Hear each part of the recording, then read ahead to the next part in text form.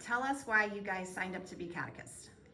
Well, we're both teachers, and originally I wanted to be a second grade teacher because I wanted to work with first communicants, and so did you. Yeah. And so we just are both public school teachers, neither one of us in second grade, so we decided that we were gonna give it a whirl. Yeah, wanted to practice our charism of teaching for people.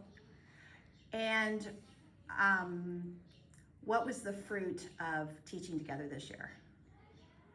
I don't know, it's been kind of cool to see the kids kind of embrace their faith and learn a little bit more about why we do what we do. I know a lot of them were scared about their first communion, but it was kind of cool to reassure them and help them feel a little bit at ease about their faith and what they could do. And I think that there are some kids that are not going to be exposed to some of the things that we were able to work with them on, songs and Bible stories and things that they had not heard before, prayers that they hadn't learned. So it was really fun to share our faith that way. And when you see them saying these prayers, knowing that we had a small part in, helping them through their faith journey is really cool. And what was it about you two teaching together that was fruitful?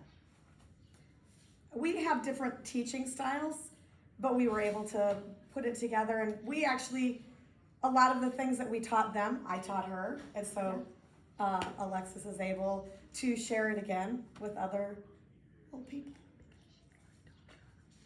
Oh, she's my daughter. I'm sorry. This is my daughter. And I got to share my faith with my daughter, and now both of us are sharing our faith with the first communicants, and just being able to go to all of the first communion masses and see the pure joy of them receiving the Eucharist for the first time just really helps us renew our faith as well. Yeah. Why did you sign up to become an RE catechist? Honestly, because you asked. But and think about, I was sitting there and you asked and talked about the fact that a lot of men didn't do it. And I got kind of thinking as I was sitting there listening to it that I do a lot of stuff for my kids, like coach sports, and involved in so many ways, but maybe wasn't involved in the faith aspect of it. And so thought that was something that I wanted to do and lead and be a part of for my kids and for other kids. And after this year's teaching, what were the fruits of that?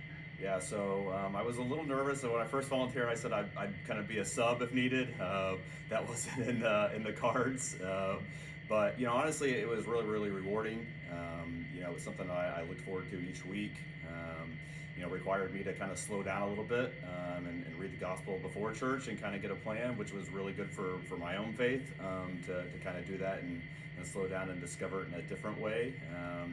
And then each week, I got to spend time with the kids, and they look forward to it. It sounded like pretty good feedback from them, so that always felt good. But yeah, it was super rewarding to be a part of it and kind of lead in a different way. What would you tell other men who might be discerning this? I would say if you're thinking about it, just go for it. You may not. I had questions about whether I was qualified, if you will, to do it.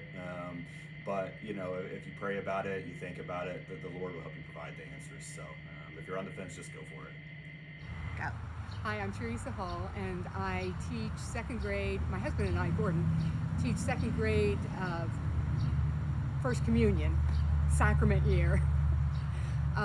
The best thing that happened this year for me was this past Sunday, the Sunday after Alex received his First Communion. I was acting as Eucharistic minister, and I had finished the aisle that I was distributing communion to, and then I turned the corner, went over in front of the first bench, the first pew, and lo and behold, here comes Alex around with the biggest grin on his face, and of course I had the biggest grin on my face, and I was able to distribute communion to him.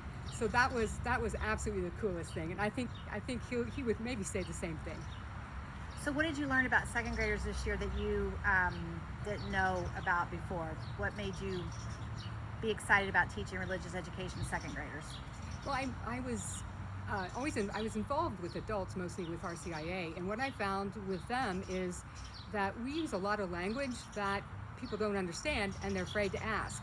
the kids aren't afraid to ask, but I was consistently trying to make sure that I would break down words for them, and they all know what transubstantiation is because we talked about that. We also talked about what it meant. We just didn't say it. I was constantly telling my husband Gordon too, don't use that word. Don't use that word. Use a different word. They're not going to understand that. Okay, so you and Gordon decided to teach together. Why did you decide to teach together? We really haven't done anything together.